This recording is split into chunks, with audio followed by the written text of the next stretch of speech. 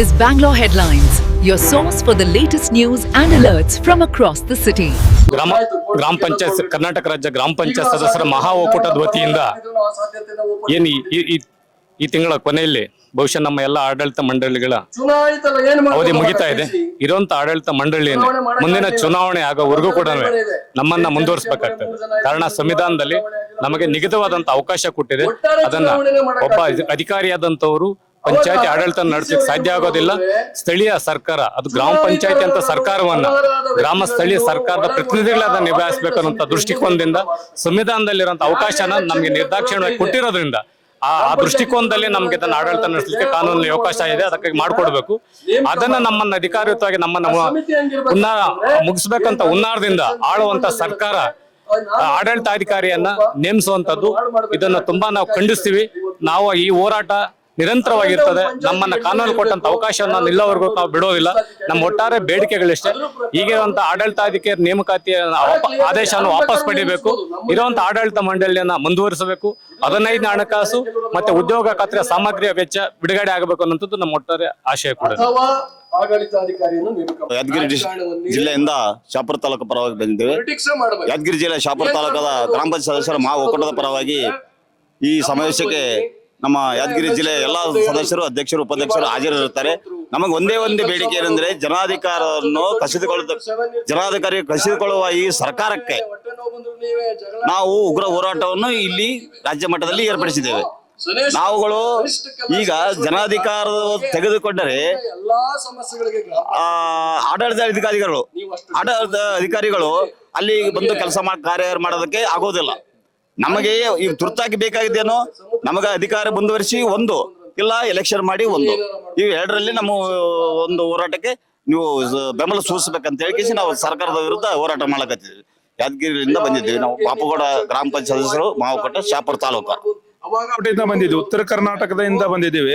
So ಈ ನಮ್ಮ ಅವಧಿ ಏನಿದೆ, ನಮ್ಮ ಬಾಗಲಕೋಟೆದ್ದು ಈ ತಿಂಗಳಲ್ಲಿ ಮುಗಿತಾ ಇದೆ. ನಮ್ಮ ಗ್ರಾಮ ಪಂಚಾಯತಿ ಸದಸ್ಯರ ಅವಧಿ ಇದೇ ತಿಂಗಳು ಫೆಬ್ರವರಿ ಮೊದಲೇ ವಾರದಲ್ಲಿ ಮುಗಿತಾ ಇದೆ. ಈಗಾಗಲೇ ನಮಗೆ ಆಡಳಿತ ಅಧಿಕಾರಿಗಳನ್ನ ನೇಮಕ ಮಾಡಿದ್ದಾರೆ. ಈಗಾಗಲೇ 5 ವರ್ಷದಿಂದ ಜಿಲ್ಲಾ ಪಂಚಾಯತಿ, ತಾಲೂಕ್ ಪಂಚಾಯತಿ ಇಲೆಕ್ಷನ್ ಗಳನ್ನೇ ನಡೆಸಿಲ್ಲ. ಇರೋದು ಒಂದೇ ಗ್ರಾಮ ಪಂಚಾಯತಿ ಇಲೆಕ್ಷನ್. ಸೊ ಈ ಗ್ರಾಮ ಪಂಚಾಯತಿ ಇಲೆಕ್ಷನ್ ಮುಂದೂಡ್ಬಿಟ್ರೆ ಸರ್ಕಾರ ಇಡೀ ಪಂಚಾಯತ್ ರಾಜ್ ಇತಿಹಾಸದಲ್ಲೇ ಮೊದಲ ಬಾರಿಗೆ 3 ಟೈರ್ ಪಂಚಾಯತ್ ಪೂರಾ ಆಡಳಿತ ಅಧಿಕಾರಿ ಕೈಗೆ ಹೋಗುತ್ತೆ.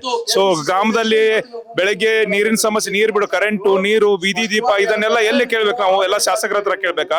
ಇರೋದೇ ಅಧಿಕಾರ ಗ್ರಾಮ ಪಂಚಾಯತ್ ಒಂದೇ. ಅದು ಮುಗಿದು ಹೋದ್ರೆ ಸರ್ಕಾರ ಸದ್ಯಕ್ಕೆ ಯಾವುದೇ ಚುನಾವಣೆಗಳನ್ನ ನಡೆಸ್ತಕ್ಕಂತ ಲಕ್ಷಣ ಕಾಣ್ತಾ ಇಲ್ಲ.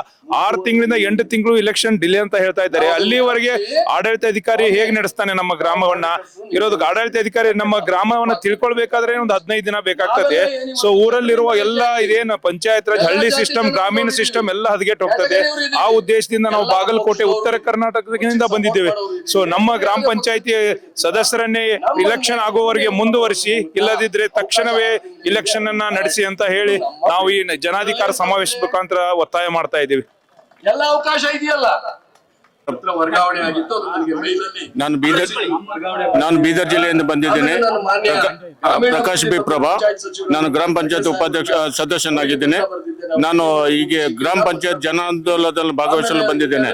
ಇಂದು ಜನಾಂದೋಲನದ ಪರವಾಗಿ ಹಿಂದೆ 2019-20 ಸಾಲಿನಲ್ಲಿ ಗ್ರಾಮ ಪಂಚಾಯತಿಗಳ ಆಡಳಿತ ಅಧಿಕಾರಿ ಅವಧಿ ಇದ್ದರೂ ಕೂಡ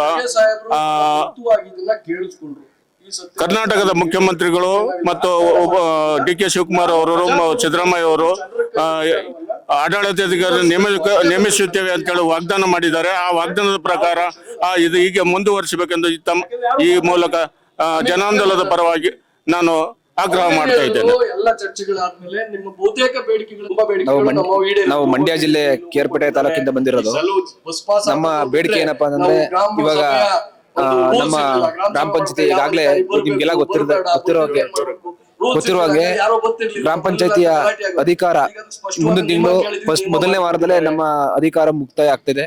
ಹಾಗಾಗಿ ಚುನಾವಣೆನ ನಡೆಸ್ತಾನೆ ಇರ್ತಕ್ಕಂತ ಸಂದರ್ಭ ಆಗಿದೆ ಈ ಸರ್ಕಾರದಿಂದ. ಆದ್ರಿಂದ ನಮ್ಮ ಓಡಾಟ ಇಷ್ಟೇ, ಈ ನಮ್ಮ ಚುನಾವಣೆ ಮಾಡ್ತೀರಾ ಮಾಡಿ, ತೊಂದರೆ ಇಲ್ಲ. ಬಟ್ ನೀವು ಮಾಡಿಲ್ಲ ಅಂತಂದ್ರೆ ಜನಗಳಿಗೆ ಮೂಲಭೂತ ಸೌಕರ್ಯ ಫಸ್ಟ್ ಆಫ್ ಆಲ್ ಮೂಲಭೂತ ಸೌಕರ್ಯ ಬೇಕಾಗಿರೋದು ಜನಗಳಿಗೆ. ಅದನ್ನ ಒದಗಿಸಕ್ಕೆ ನಾವು ಆದಂತ ನಮ್ ಕೈಲಾದಂತ ಶಕ್ತಿ ಮೀರಿ ನಾವು ಪ್ರಯತ್ನ ಮಾಡಿದೀವಿ, ಮಾಡ್ತಾನೂ ಇದೀವಿ. ಆದ್ರಿಂದ ನೀವು ಆಡಳಿತಾಧಿಕಾರಿ ಆಗ್ತಿರಲ್ಲ, ಆ ಅಧಿಕಾರಿಗಳು ಪ್ರತಿಯೊಂದು ಸಮಸ್ಯೆನೂ ಹಳ್ಳಿಯಲ್ಲಿ ಬಂದು ವೀಕ್ಷಣೆ ಮಾಡಿ ಮಾಡಕ್ಕಾಗಲ್ಲ. ಯಾಕೆಂದ್ರೆ ಅವ್ರಿಗೆ ಈ ಇರ್ತಕ್ಕಂತ ಇಲಾಖೆಯ ಜವಾಬ್ದಾರಿಗಳನ್ನೇ ನಿಭಾಯಿಸೋದಕ್ಕೆ ಅವ್ರ ಕೆಲ ನಿರತರಾಗಿರ್ತಾರೆ. ಅಂತದ್ರಲ್ಲಿ ಇದು ಒಂದು ಹೊಸ ಜವಾಬ್ದಾರಿ ಕೊಟ್ಟಾಗ ಅವರು ಎಲ್ಲಾನು ಬಂದು ವೀಕ್ಷಣೆ ಮಾಡಿ ಮಾಡಕ್ಕಾಗಲ್ಲ. ಆದ್ರಿಂದ ಚುನಾವಣೆ ಮಾಡೋದಿದ್ರೆ ಮಾಡಿ, ಇಲ್ಲ ಅಂತಂದ್ರೆ ನಮ್ಮನ್ನೇ ಮುಂದುವರಿಸಿ ಅಂತ ನಾವು ಬೇಡಿಕೆನ ಇದು ಹೋರಾಟ ಮಾಡ್ಲಿಕ್ಕೆ ನಾವು ಇಲ್ಲಿ ಬಂದಿದೀವಿ. ನನ್ನ ಹೆಸರು ಮಹೇಶ್ ಅಂತ, ಕೋಲಾರ ಜಿಲ್ಲಾ ಗ್ರಾಮ ಪಂಚಾಯತ್ ಸದಸ್ಯರ ಮಹಾ ಒಕ್ಕೂಟದ ಜಿಲ್ಲಾ ಪ್ರಧಾನ ಕಾರ್ಯದರ್ಶಿಯಾಗಿ ಕಾರ್ಯನಿರ್ವಹಿಸ್ತಾ ಇದ್ದೀನಿ. ಇವತ್ತು ಬಹಳಷ್ಟು ಜನ, ಸಾವಿರಾರು ಜನ ಇವತ್ತು ಗ್ರಾಮ ಪಂಚಾಯತ್ ಸದಸ್ಯರು ಜನಾದೇಶ ಕಾರ್ಯಕ್ರಮವನ್ನು ಪಾಲ್ಗೊಂಡು ಬಹಳಷ್ಟು ಯಶಸ್ವಿಯಾಗಿ ಇವತ್ತು ಒಂದು ಸಮಾರಂಭ ಆಗ್ತಾ ಇದೆ. ಬಹಳಷ್ಟು ಜನ ನನ್ನ ಸ್ನೇಹಿತರು ಮಾತಾಡಿದ್ದಾರೆ. ಇವತ್ತು ಬಹಳಷ್ಟು ವಿಶೇಷವಾಗಿ ಈ ದಿನ ಇವತ್ತು 1250 ಕೋಟಿ ಅಷ್ಟು ಇವತ್ತು ಗ್ರಾಮ ಪಂಚಾಯತಿ ಮಟ್ಟದಲ್ಲಿ ಇವತ್ತು ಮಹಾತ್ಮ ಗಾಂಧಿ ರಾಷ್ಟ್ರೀಯ ಉದ್ಯೋಗ ಖಾತೆಯಲ್ಲಿ ಹಣವನ್ನು ಬಿಡುಗಡೆ ಮಾಡಿ ಸಾಮಗ್ರಿ ವೆಚ್ಚ. ಇವತ್ತು ಈ ಒಂದು ಗ್ರಾಮ ಪಂಚಾಯತಿಗಳಲ್ಲಿ ಬಹಳಷ್ಟು ಗ್ರಾಮ ಪಂಚಾಯತ್ ಸದಸ್ಯರೇ ಬಹಳಷ್ಟು ಸಾಮಗ್ರಿ ಸರಬರಾಜು ಹಿಡಿದು ಈ ಒಂದು ಗ್ರಾಮ ಪಂಚಾಯತಿಯಲ್ಲಿ ಕೆಲಸವನ್ನು ಮಾಡಿದ್ದಾರೆ. ಇವತ್ತು ಕಳೆದ ಎರಡು ತಿಂಗಳಿಂದ 450 ಕೋಟಿ ವೆಚ್ಚವನ್ನ ಇವತ್ತು ಗ್ರಾಮ ಪಂಚಾಯತ್ ಸದಸ್ಯರಿಗೆ 40% ಹಣ ಬಿಡುಗಡೆ ಮಾಡ್ತಾರೆ. ಇದುವರೆಗೂ ಕೂಡ ಅವರು ಖರ್ಚು ಮಾಡಕ್ ಆಗಿಲ್ಲ ಅಧಿಕಾರಿಗಳು. ಬಹಳಷ್ಟು ಬಳಿ 75% ಮಾತ್ರ ಖರ್ಚಾಗಿದೆ, ಇನ್ನು 25% ಖರ್ಚಾಗಿಲ್ಲ. ಉಳಿದಂತ ಎಲ್ಲ ಸಾಮಗ್ರಿ ವೆಚ್ಚನ ಇವತ್ತು ನಮ್ಮ ಸರ್ಕಾರ, ಇವತ್ತು ಕೇಂದ್ರ ಸರ್ಕಾರ ಆಗಿರ್ಬೋದು, ರಾಜ್ಯ ಸರ್ಕಾರ ಹಣ ಬಿಡುಗಡೆ ಮಾಡಿಲ್ಲ. ಇದಷ್ಟು ಇವತ್ತು ಗ್ರಾಮ ಪಂಚಾಯತಿಗಳಲ್ಲಿ ಇವತ್ತು ಹಣ ಬಿಡುಗಡೆ ತೊಂದರೆ ಆಗಿರೋದ್ರಿಂದ ಇವತ್ತು ಅಭಿವೃದ್ಧಿ ಕುಂಠಿತ ಆಗ್ತಾ ಇದೆ. ಇವತ್ತು UVG ರಾಮ್ಜಿ ಅಂತ ಒಂದು ಮಹಾತ್ಮ ಯೋಜನೆಯನ್ನ ಇವತ್ತು ತಂದಿದ್ದಾರೆ. ಇವತ್ತು ನಿಜವಾಗ್ಲೂ ಕೂಡ ಇದೊಂದು ಮರಣ ಶಾಸನ. ಇವತ್ತು ಮಹಾತ್ಮ ಗಾಂಧಿ ನರೇಗಾ ಸ್ಕೀಮ್ ಅಲ್ಲಿ ಇವತ್ತು ಕೇಂದ್ರ ಸರ್ಕಾರ 90% ಹಣವನ್ನ ಕೊಡ್ತಾ ಇತ್ತು, 10% ರಾಜ್ಯ ಸರ್ಕಾರ ಕೊಡ್ತಾ ಇತ್ತು. ಇವತ್ತು UVG ರಾಮ್ಜಿ ಅಂತ ಒಂದು ಯೋಜನೆ ತಂದು ಇವತ್ತು 60-40 ಅನುಪಾತವನ್ನು ಮಾಡಿದ್ದಾರೆ. ಅಂದ್ರೆ 60% ಕೇಂದ್ರ ಸರ್ಕಾರ, 40% ರಾಜ್ಯ ಸರ್ಕಾರ. ಇದರಿಂದ ರಾಜ್ಯ ಸರ್ಕಾರಕ್ಕೆ ಬಹಳಷ್ಟು ಹೊರೆ ಆಗ್ತದೆ. ಇವತ್ತು ಒಂದು ಯೋಜನೆ ಇವತ್ತು ಇಲ್ಲೋ ಒಂದು ಕಡೆ ಇವತ್ತು ಮೂಲಗುಂಪಾಗಿ ಒಂದು ಆಗೋದಕ್ಕೆ ಇವತ್ತು ಅನುಮಾನನೇ ಇಲ್ಲ. ಆದ್ರಿಂದ ಇವತ್ತು UVG ರಾಮ್ಜಿಯಲ್ಲಿ ಏನು ನಾವು ಹೆಸರನ್ನ ಯಾವ್ದನ್ನ ಇಟ್ಕೊಳ್ಳಿ, ನಮಗೆ ತೊಂದರೆ ಇಲ್ಲ. ಆದ್ರೆ ಒಂದು ಯೋಜನೆ ಮಾರ್ಗಸೂಚಿ ಇದಾವೆ, ಆದಷ್ಟು ಬದಲಾವಣೆ ಆಗ್ಬೇಕು. ಆದ್ರಿಂದ ಇವತ್ತು 15 ಹಣಕಾಸು 2025-26 ಹಣಕಾಸು ಇನ್ನೂ ಒಂದು 2 ಕಂತು ನಮಗಿನ್ನೂ ಬಾಕಿ ಇದೆ, ಅದು ಕೂಡಲೇ ಒಂದು ಬಿಡುಗಡೆ ಮಾಡಬೇಕು. ಇವತ್ತು ಸಾಮಗ್ರಿ ಬಿಲ್ ನ ಅತಿ ತುರ್ತಾಗಿ ಇವತ್ತು ನೀವು ಕೊಟ್ಟಿದ್ದೆ ಆದ್ರೆ ಇವತ್ತು ಗ್ರಾಮಗಳ ಅಭಿವೃದ್ಧಿ ಆಗ್ತದೆ. ಬಹಳಷ್ಟು ಏನ್ ತೊಂದರೆ ಆಗಿದೆ, 1250 ಕೋಟಿ ಇವತ್ತು ಬಿಡುಗಡೆ ಆಗಬೇಕು. ಅದನ್ನು ಕೂಡಲೇ ಬಿಡುಗಡೆ ಮಾಡಿ ಇವತ್ತು ಅಭಿವೃದ್ಧಿಗೆ ಶ್ರಮಿಸಬೇಕಂತ ನನ್ನ ಮಾತನ್ನು ಮುಗಿಸ್ತಾ ಇದ್ದೀನಿ. ನಂಬಿಕೆ ಇದೆ.